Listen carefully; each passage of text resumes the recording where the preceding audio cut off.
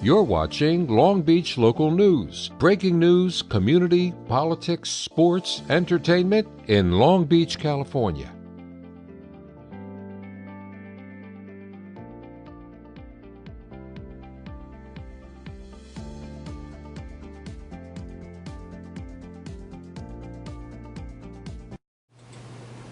Hello and welcome to Long Beach Local News at 1:30 p.m. I'm Yasmin Tanras. And I'm Eric Richards. Here now is your weekly news roundup.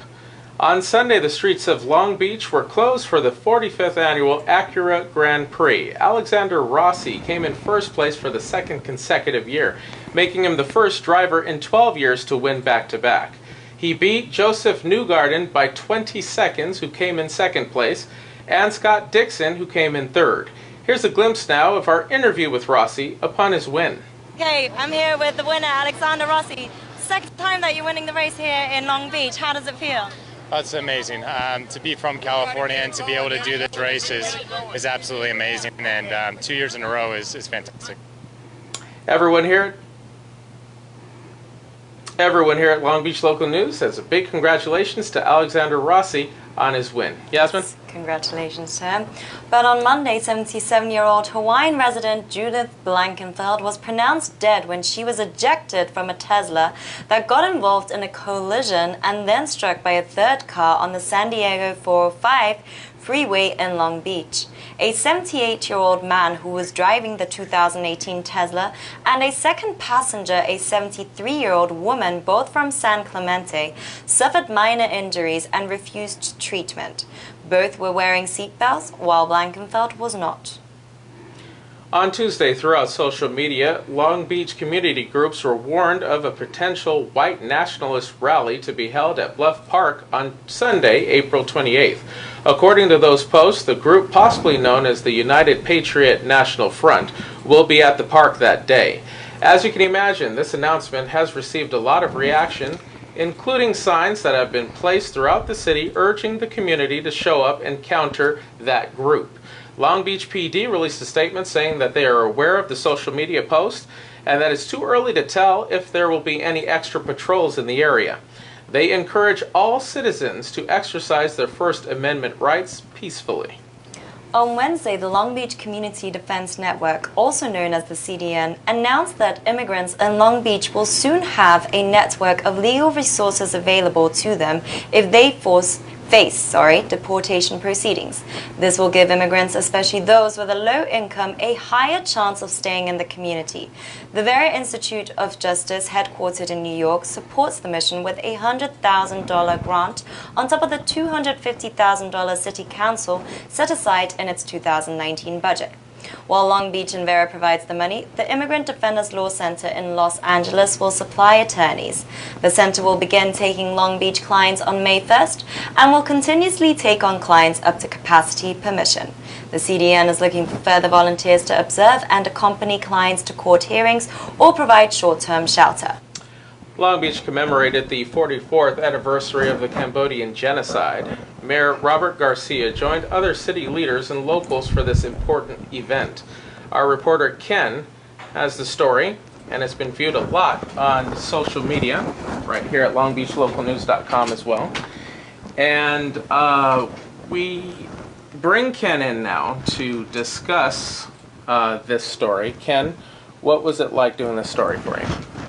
Yeah, this story, wow, you know what, I'm sorry.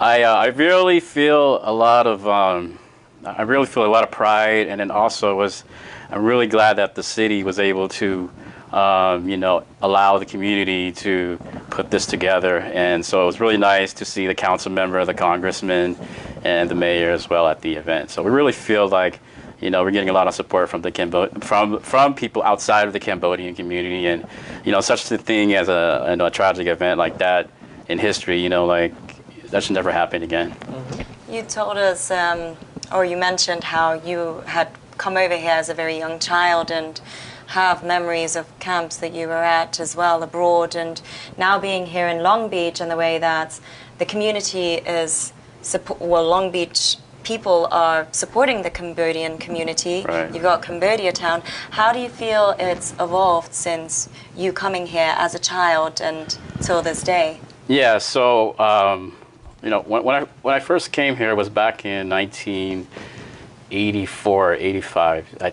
think it was 84, but I was 5 years old, and you know, at the time, I just remembered, you know, living in different camps. I was born in a refugee camp in Thailand, and then I remember till I was 3, and then our family got transferred to Indonesia.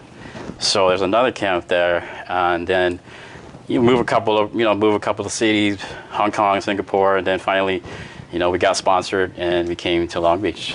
So the thing that I saw, you know, growing up, was very lucky that I came in. I started kindergarten right away. So I had to just, you know, my parents, they're immigrants, so they don't speak English. So it's like I have to learn at a very young age. At 8 years old, I remembered I have to help them translate things. Wow. So it forces me to actually to learn like quickly. So I'm really, you know, like it's unfortunate, but then also at the same time it, you know, made me a much stronger person.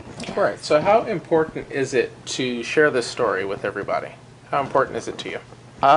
You know, I'm not the only one who has a story. I mean, I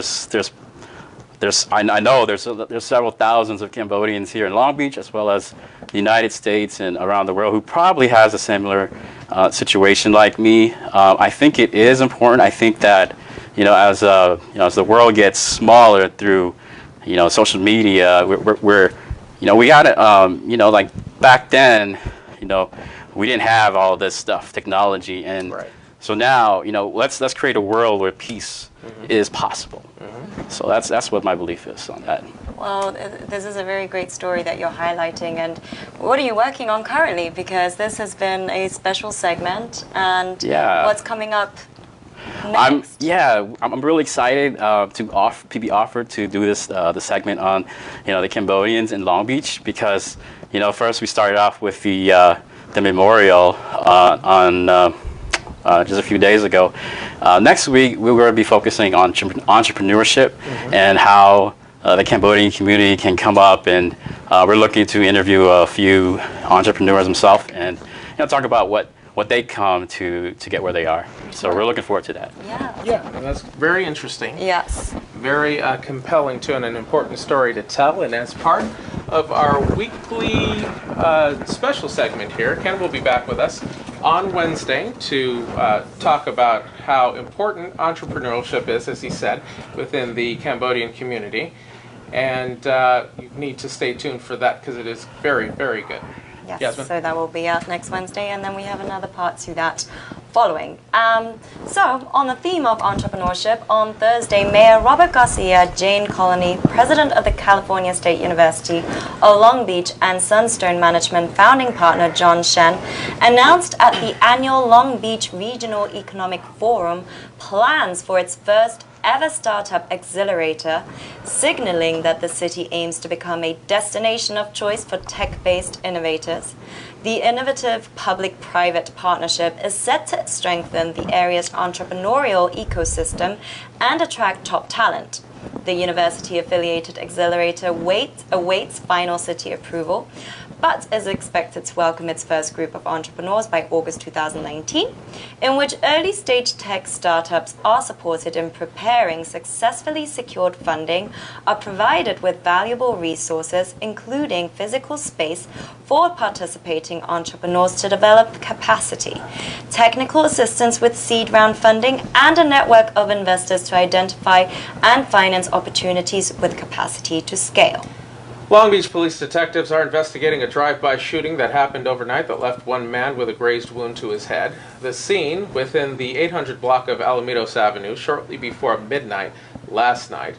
When police and paramedics arrived, they found the victim with non-life-threatening injuries. According to witnesses, a blue Dodge Ram was seen leaving the area where the shooting happened. If anyone has any information, you are urged to contact the Long Beach Police Department.